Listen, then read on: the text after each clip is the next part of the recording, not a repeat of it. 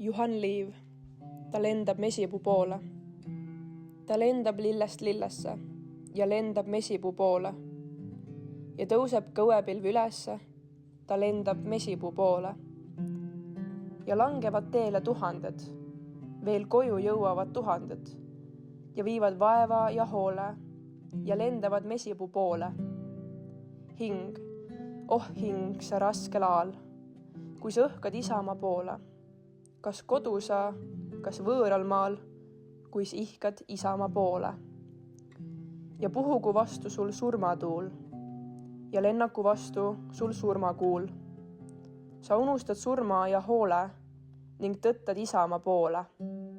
Hing, oh hing, sa raskel aal, kui sa õhkad isamaa poole. Kas kodu sa, kas võõral maal, kui sa ihkad isamaa poole.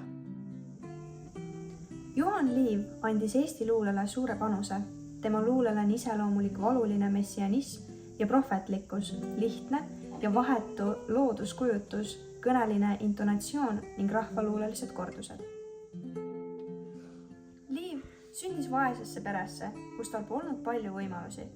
Sünnimeetrikas on tema eesnimeks märgitud Johannes, kuid ta muutis oma nime tõenäoliselt eestistamise eesmärgil.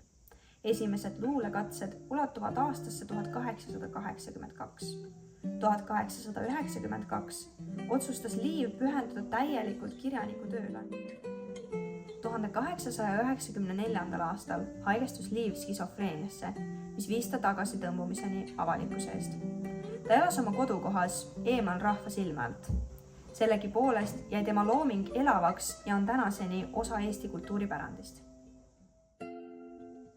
Juhan Liivi kirjutamise tippperiood jääb 1890-ndatesse, mil ta oli oma loomingulises arengus kõige viljakam.